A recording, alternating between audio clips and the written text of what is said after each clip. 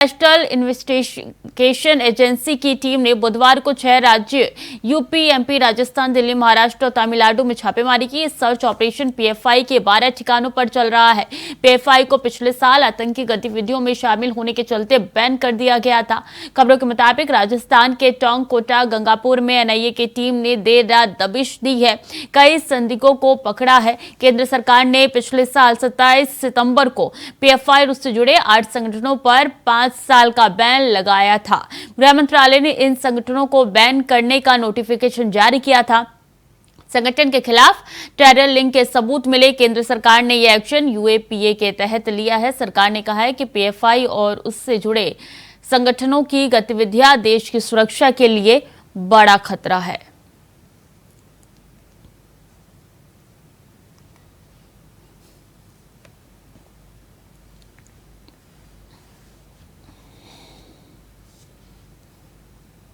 दिल्ली के द्वारका पुलिस ने यौन उत्पीड़न की 2 शिकायतों के आधार पर विनोद कश्यप नाम के 33 वर्षीय शख्स को गिरफ्तार किया है। द्वारका नॉर्थ थाने में दर्ज 2 मामलों में पुलिस विनोद की तलाश काफी समय से कर रही थी। 2 अलग-अलग कंप्लेनेंट हैं। उन्होंने कंप्लेंट किया कि ककरोला एरिया में एक विनोद कश्यप नाम का व्यक्ति है जो एक माता दरबार चलाता है और उसका यूट्यूब चैनल भी है जिसके काफ़ी फॉलोअर हैं। तो वो उसके पास अपने कुछ समस्या लेकर आए थे और फिर वहाँ पे जो जागरण और दरबार होता है उसमें पार्टिसिपेट किए थे। और उन्होंने बताया कि एक दिन दोनों को अलग अलग दिन ऐसे बुलाया और उसके बाद जो है उनको उनके परेशानियों को दूर करने के बहाने से और उस तरह बातचीत करते हुए फिर उनको सेक्सुअल असॉल्ट किया। तो इसमें हमने विनोद कश्यप नाम के व्यक्ति को गिरफ्तार कर लिया है और इसमें हम फर्दर इन्वेस्टिगेशन अभी कर रहे हैं। दिल्ली आबकारी नीति मामले में आम आदमी पार्टी के राज्यसभा सांसद संजय सिंह के करीबी सर्वेश मिश्रा ईडी के ऑफिस पहुंचे। सर्वेश मिश्रा को पूछताछ के लिए ईडी ने बुधवार को दूसरी बार बुलाया था। इस दौरान सर्वेश मिश्रा ने कहा कि देश के कानून और संविधान पर भरोसा है।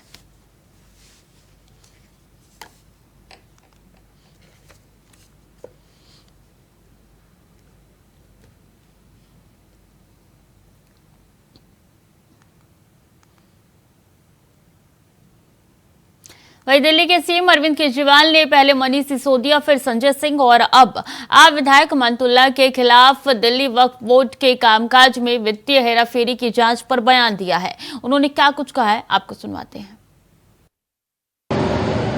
उसके बाद मोदी जी ने हमारे एमएलएज के ऊपर झूठे झूठे केस करने चालू कर दिए।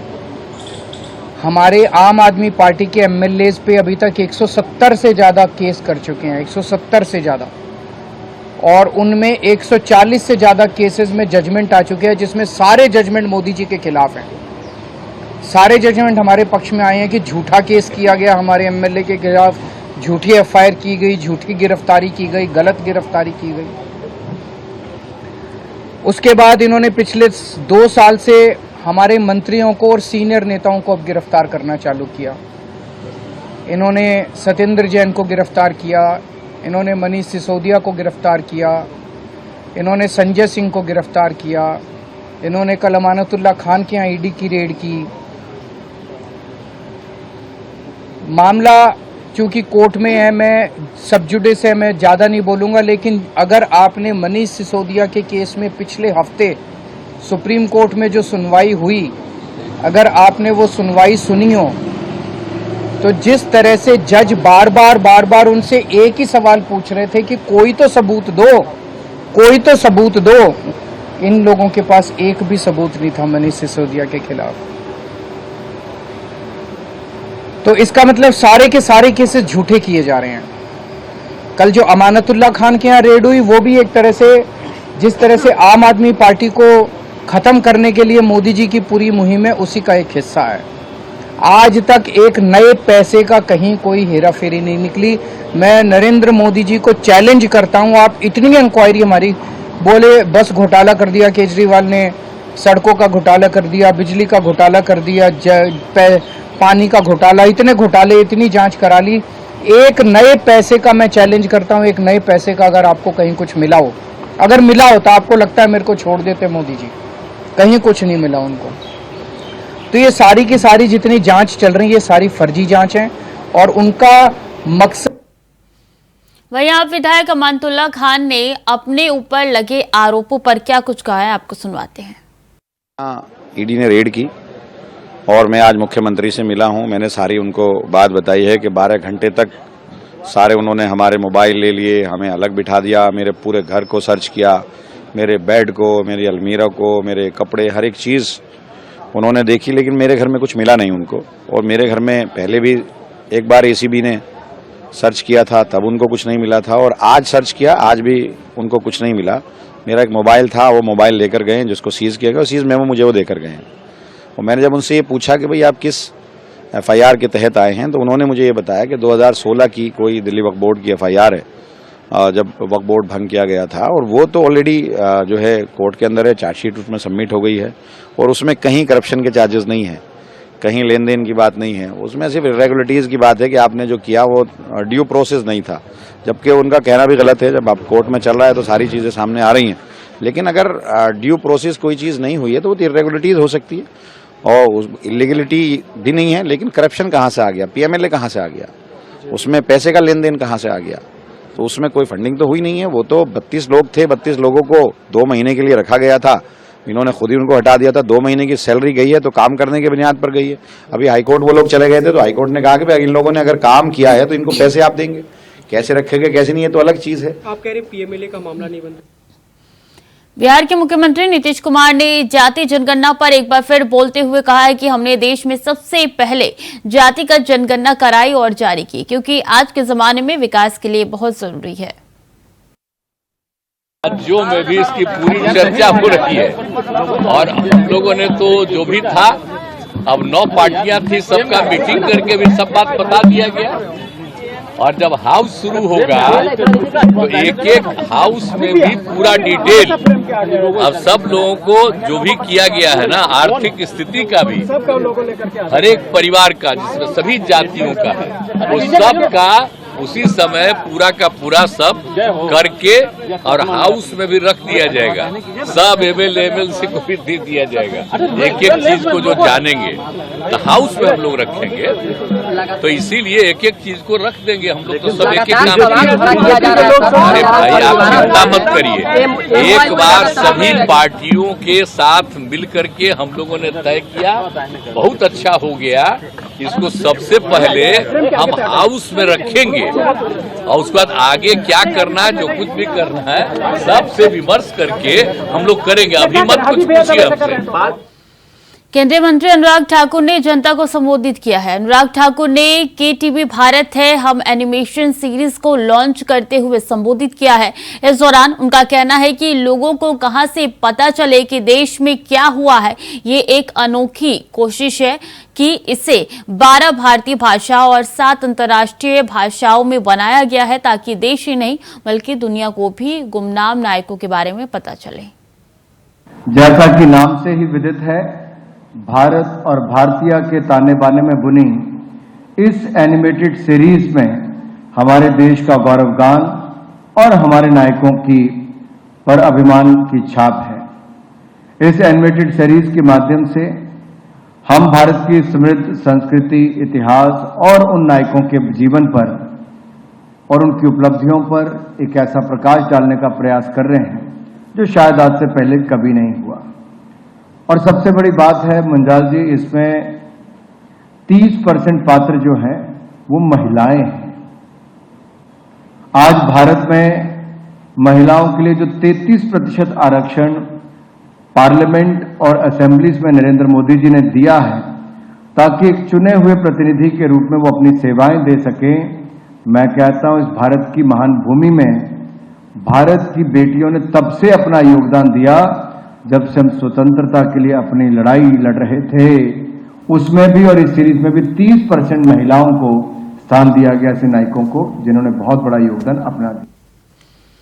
बरेली में सीबीगंज क्षेत्र में दिल दहला देने वाली वारदात सामने आई है, जहां छेड़खानी का विरोध करने पर 2 शहदों ने ट्रेन के आगे फेंक दिया है।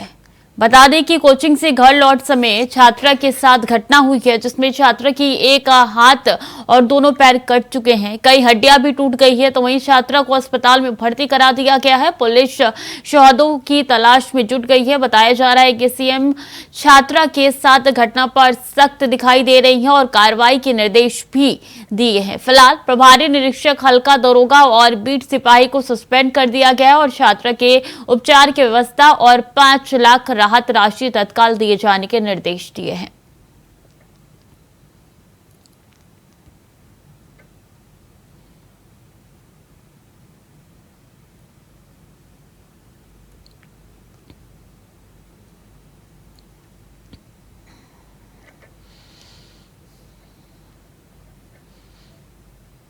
बरेली में मीरगंज में रजिस्ट्री कार्यालय के बाहर मारपीट हो गई, जिसका वीडियो सोशल मीडिया पे वायरल हो रहा है। दरअसल जमीन का बेनामा कराने चाचा भतीजे और उसकी पत्नी आए थे, जहां भतीजे और उसकी पत्नी ने अपने चाचा की संपत्ति को अपने नाम कराने की बात कही, जिसका विरोध करने पर भतीजे और उसकी पत्नी ने वृद्ध चाचा से मारपीट करने लगे, जिसके बाद पुलिस मौके पर पहुंची और दोनों आरोपियों को गई मीरगंज थाना ले गई।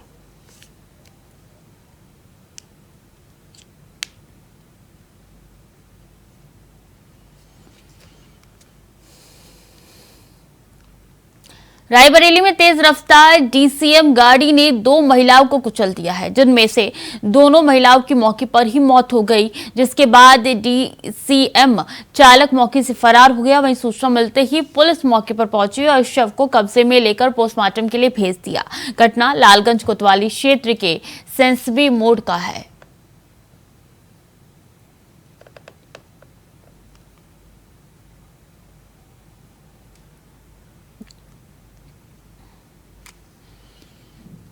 रायबरेली में चाइनीज मांझे पर लगाम नहीं लगा रही है पुलिस। चाइनीज मांझे की चपेट में आने से बाइक सवार युवक गंभीर रूप से घायल हो गया। घायल युवक को जिला अस्पताल में भर्ती कराया गया। घटना एरिया थाना क्षेत्र के आईटीआई मोड़ के पास की है।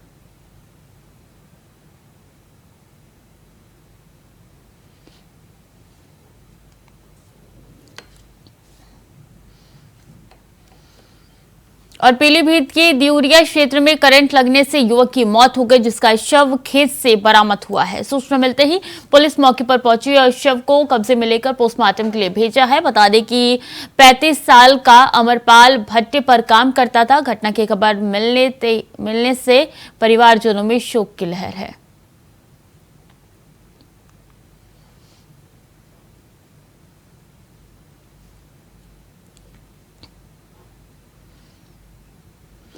रायसन के सांची विदिशा बाईपास मार्ग पर वाहन चेकिंग किया गया। चेकिंग के दौरान पुलिस को बड़ी सफलता मिली। पुलिस ने 21 लाख रुपए सहित 8 किलो चांदी एक कार से जब्त किया है। टीम के साथ गजबा सौदा निवासी अशोक जैन को गिरफ्तार किया है। आरोपी पैसे और चांदी को लेकर भोपाल जा रहा था। फिलहाल पुलिस मामले की जांच में जुटी हुई है।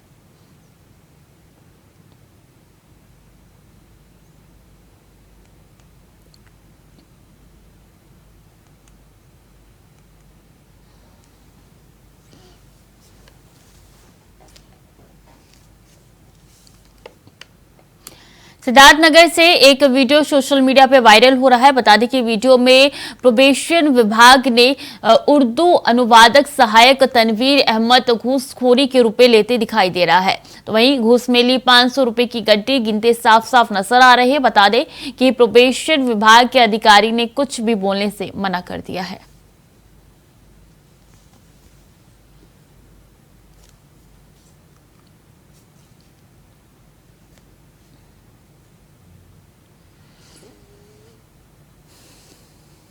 बिजनौर के जज्जी चौक पर सैकड़ों वकीलों ने इकट्ठा होकर जाम लगा दिया। बता दें कि वकीलों ने पश्चिम यूपी में हाई कोर्ट में बेंच की मांग को लेकर जाम लगाया। तो वहीं वकीलों ने कहा कि सरकार ने चुनाव के समय सस्ता और सुलभ न्याय का वादा दिया था, जो अभी तक पूरा नहीं हुआ। तो वहीं सुरक्षा को देखते हुए भारी संख्या में पुलिस बल तैनात रही।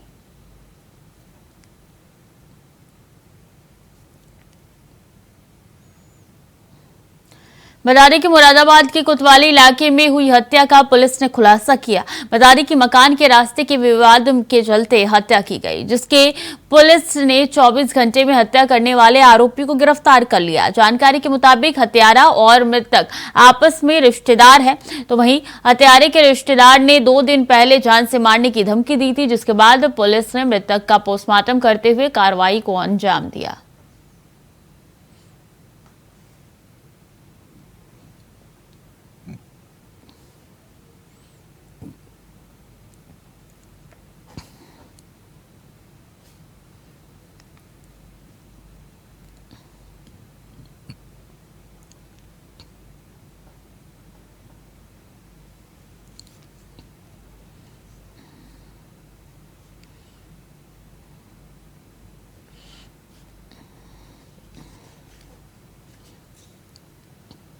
खबर हापुड़ से है, जहां वाइन शॉप पर ग्राहक और सेल्समैन के बीच जमकर मारपीट हो गई। तो वहीं मारपीट का ये वीडियो अब सोशल मीडिया पे वायरल हो रहा है। बताया जा रहा है कि वाइन शॉप पर ग्राहक और सेल्समैन के बीच ओवर रेट को लेकर विवाद हो गया था। तो वहीं बाबूगढ़ थाना पुलिस ने मामले को संज्ञान में लेते हुए जांच पड़ताल शुरू कर दी है।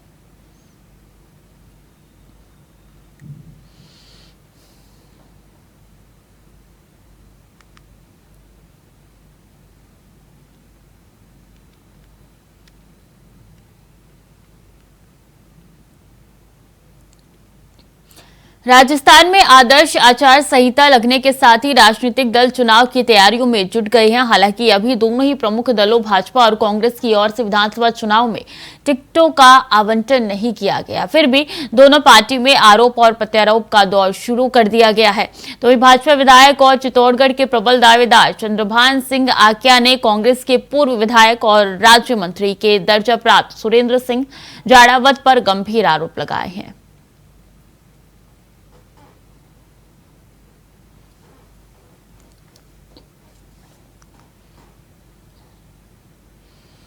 उत्तर प्रदेश के मुजफ्फरनगर जनपद में सोशल मीडिया पर एक वीडियो जमकर वायरल हो रहा है, जिसमें सुबह सवेरे घर से घूमने के लिए निकली एक महिला गंग नहर में मौत की छलांग लगाते नजर आ रही है। बताया जा रहा है कि घटना पास में ही लगे एक सीसीटीवी कैमरे में कैद हो गया, जिसके बाद सोशल मीडिया पर वायरल कर दिया गया। खतौली कस्बा की रहने वाले ये युवती ने प्रेम प्रसंग की वजह से खतौली गंग नहर पुल से मौत की छलांग लगा दी। युवती के परिजनों ने लापता युवती को 2 दिन तक सभी जगह तलाश किया, मगर जब युवती का कहीं पता नहीं चला तो पीड़ित परिजनों द्वारा इसकी सूचना खतौली कोतवाली पुलिस को दी गई, जिस पर पुलिस ने युवती की गुमशुदगी दर्ज करते हुए जब मामले की जांच पड़ताल कर क्षेत्र के सीसीटीवी कैमरे खंगाले, तब जाकर घटना उजागर हुई।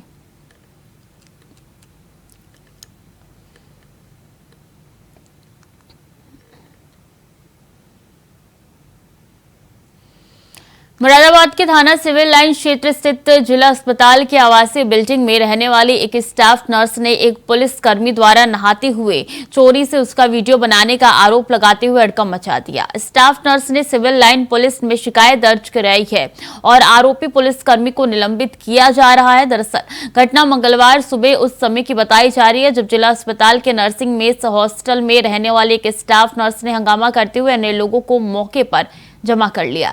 पीड़िता ने आरोप लगाया है कि रहने वाली दूसरी नर्स स्टाफ जो है कांस्टेबल पति ने कॉमन बाथरूम से उसकी उस समय वीडियो बना ली जब वो ड्यूटी के लिए तैयार होने से पहले नहाने गई थी।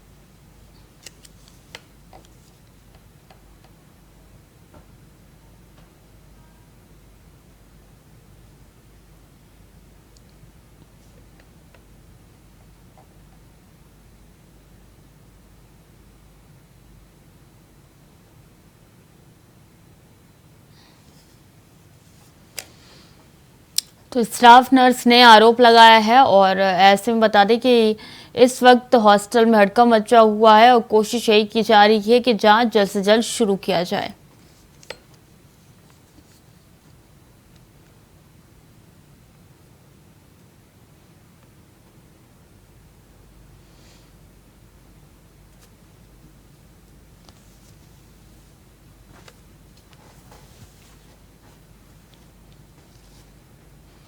लखनऊ में लोकनायक जयप्रकाश नारायण की जयंती का मौका राजनीतिक नूरा कुश्ती में तब्दील हो गया। वजह थी जेपी नारायण की मूर्ति पर माल्यार्पण, जिसको लेकर लखनऊ की सड़कें समाजवादी पार्टी का अखाड़ा बन गई और आंदोलन के पर्यावर्ती रहे जेपी की जयंती एक बार फिर से यूपी में राजनीतिक भूचाल ले आई। रिपोर्ट देखिए।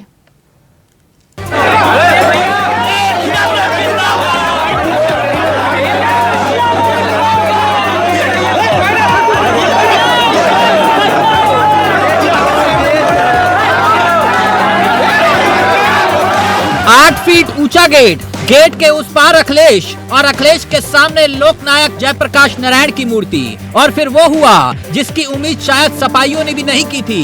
अखिलेश ने बाहें चढ़ाई और फिर कर दी 8 फीट ऊंचे गेट की चढ़ाई।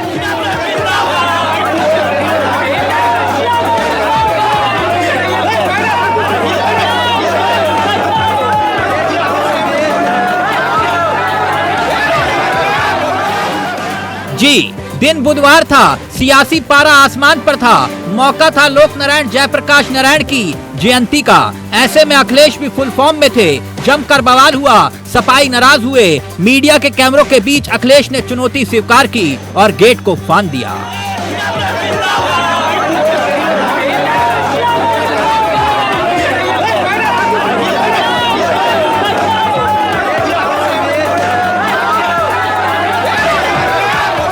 चलिए अब ये जान लीजिए कि पूरा मामला क्या है, क्यों ये बवाल हुआ।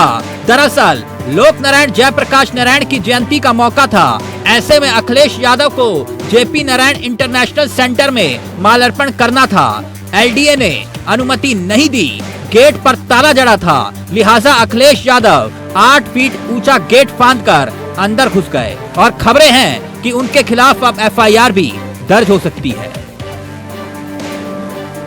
सरकार छिपाना चाहती थी, ये टीन लगा करके दरवाजों पे गेट पे ताला लगा करके क्या छिपाना चाहती थी सरकार? क्या सरकार क्या ये छिपाना चाहती थी जो करोड़ों रुपए की चीजें बनी थी यहाँ? स्मारक बर्बाद कर दिया, जेपीएनआईसी बर्बाद कर दिया, रिवर फ्रंट बर्बाद कर दिया, जो समाजवादियों के निशान थे, नेताजी ने जिसकी शुरुआत की थी उस निशान को ये मिटाना चाहते थे, इसलिए टीन शेड ये लगाई है। ये सरकार तो वो है जो दूसरों से वसूल के भरपाई करती है। कम से कम सरकार को और मुख्यमंत्री को खुद फैसला लेना चाहिए कि जो नुकसान यहाँ हुआ है, जेपीएनआईसी में हुआ है या रिवर फ्रंट में, क्या वो अपने वेतन से करेंगे? क्या मुख्यमंत्री अपनी भरपाई जो करेंगे वेतन से करेंगे क्या? बुधवार सुबह उस समय से तनाव था जब समाजवादी पार्टी कार्यकर्ता जेपी नारायण इंटरनेशनल सेंटर के गेट पर पहुंच रहे थे। वहां गेट पर एलडीए ने ताला लगा रखा था। सपा नेता दावा कर रहे हैं कि एलडीए को पत्र लिखा गया, इसके बाद भी पार्टी को अनुमति नहीं मिली, इसीलिए ये पूरा बवाल हुआ। इससे नाराज सपा कार्यकर्ता गेट के बाहर धरने पर बैठ गए। देखते ही देखते बड़ी संख्या में पुलिस बल तैनात हो गया। थोड़ी ही देर के बाद अखिलेश यादव की एंट्री हुई। समाजवादी पार्टी के रथ पर सवार वो जेपी नारायण इंटरनेशनल सेंटर पहुंचे। वहां मौजूद सुरक्षा कर्मियों से उनकी तू मैं हुई। वो गेट को फांदकर परिसर में पहुंच गए। उनके साथ कार्यकर्ता भी अंदर घुस आए। कोई 1 साल, 2 साल, 3 साल, 5-6 साल हो गए, आप 6 साल से निर्माण कर रहे हैं। अब तो ठेकेदार भी तुम्हारी पार्टी में चला गया, अब तो ठेकेदार की खुशामद तुम्हारी पार्टी कर रही है। उसके बाद क्या वजह है कि आप नहीं कर पा रहे? क्या ठेकेदार बीजेपी में नहीं चला गया? सर वो टीम से लांग कर आप गए, मैसेज क्या देंगे जिस तरीके से लोग? देखिए, ये जनता की शक्ति के आगे सरकार की शक्ति का कभी कामयाब नहीं हो सकती लोकतंत्र में। और लोकतंत्र में जनता को अपने वोट की ताकत जो बाबा साहब भीमराव अम्बेडकर जी ने दिया है, अगर संविधान नहीं रहेगा, लोकतंत्र नहीं रहेगा, तो हमारी आपकी आजादी कहाँ? अखिलेश ने वहां पर ढकी जेपी की प्रतिमा का कपड़ा हटा दिया और फिर उसके बाद गले में माला पहना दी। साथ में मौजूद कार्यकर्ताओं ने पुष्प वर्षा भी की। लेकिन अब इसके बाद चर्चा है कि बिना अनुमति जबरन परिसर में घुसकर प्रतिमा पर माल्यार्पण करने के आरोप में अखिलेश यादव पर केस दर्ज हो सकता है। खैर ये सियासत है और सपा की सियासत जेपी के सिद्धांतों की बुनियाद पर खड़ी होने का दावा होता है। ऐसे में सपा का ये आक्रोश और अखिलेश का ये अंदाज क्या आने वाले दिनों में यूपी की सियासत को और गरमाने वाला है, देखना दिलचस्प होगा। Bureau report, India voice, Lucknow. तो फिलहाल के लिए बुलेटिन में इतना ही। खबरें लगातार जारी है, देखते रहें इंडिया वॉइस।